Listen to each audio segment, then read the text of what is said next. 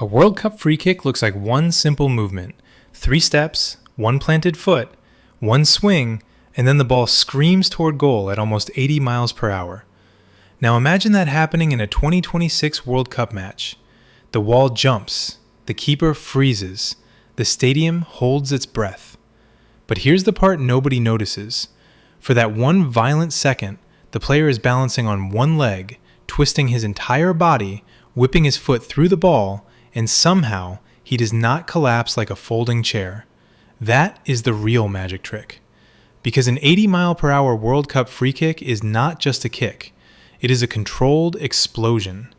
So this is really a story about how soccer players kick so hard, and why the answer is hidden deep inside human evolution.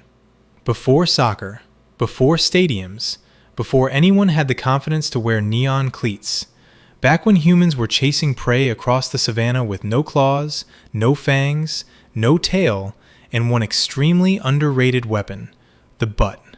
Yes, the World Cup free kick may be one of the most dramatic things the human Gluteus Maximus has ever done. Try this right now. Stand on one leg.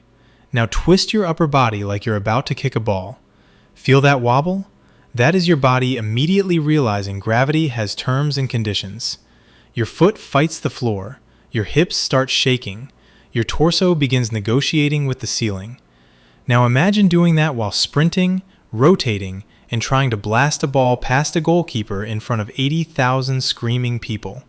That is not just kicking hard. That is physics trying to embarrass you on international television. And elite players survive that moment because the human body is built to control chaos. Not perfectly, not magically, but weirdly well. To be clear, the glutes are not doing this alone.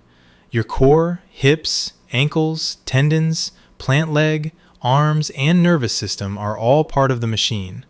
But the gluteus maximus is one of the biggest stabilizers in that whole system, the largest muscle in your body, and one of the strangest clues to how humans evolved.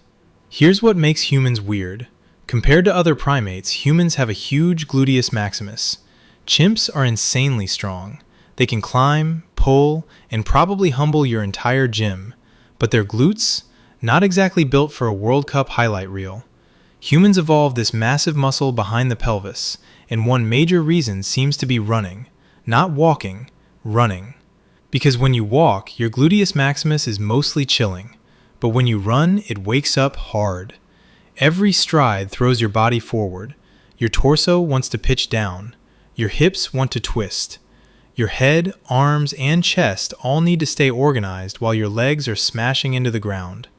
Running on 2 legs is basically controlled falling, over and over again without looking ridiculous. And since humans do not have tails like cheetahs, kangaroos, or monkeys, evolution had to solve the balance problem another way. So part of the solution was hips, part of it was tendons, part of it was feet, arms, core, and the nervous system. But one massive part of the system was a powerful muscle behind the pelvis that helps stabilize the trunk and hips. Now rewind 2 million years. The stadium disappears. The grass becomes dry savanna. The defender becomes an antelope, and the player taking the free kick becomes a sweaty ancient human following footprints in the heat. In a sprint, that human loses badly. A zebra would smoke us. An antelope would embarrass us. Even your neighbor's dog would make it personal. But humans had a different trick. We could keep going. Jog, track, sweat, recover, then keep going again. This is connected to the idea of persistence hunting, where early humans may have used endurance, heat tolerance, tracking, and teamwork to exhaust prey.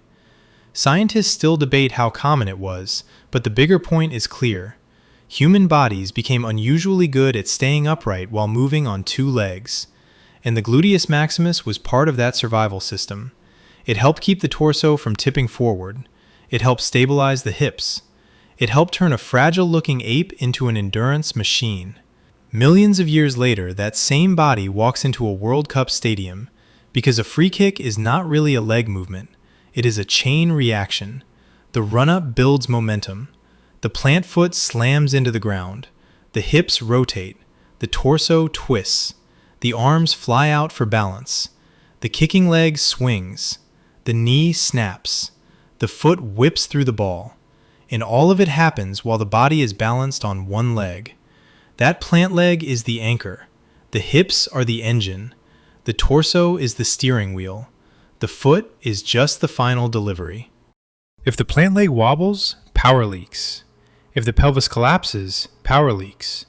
If the torso tips forward, power leaks. If the timing is off by a fraction, the ball does not fly top corner. It flies in the row Z and becomes a meme in 6 languages. This is why your uncle at the barbecue cannot basically do what Ronaldo does. He may say he could have gone pro. He may point at the TV and say, easy. But put a ball in front of him, add sandals, grass, and one overconfident run-up, and physics immediately opens an investigation. Because elite kicking is brutally precise. The ball touches the foot for only a blink, so the body has almost no time to transfer force. Everything has to arrive in order. Plant, stabilize, rotate, whip, strike. That is how a human turns balance into speed, and speed into violence, and violence into a ball bending around a wall like it just discovered a cheat code. So the next time you watch an 80-mile-per-hour World Cup free kick, do not just look at the foot. Look at the plant leg, the hips, the torso, the balance, the body fighting not to collapse. Because that moment is not just soccer. It is human evolution in fast forward. Evolution did not build the Gluteus Maximus for highlight reels. It built it to help humans run, stabilize, chase, recover, and survive.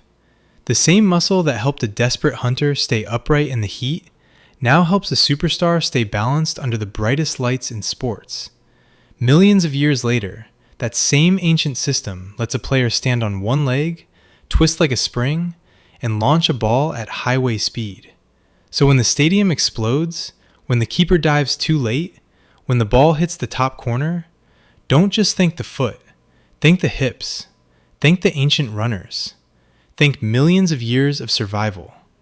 And yes, thank the butt.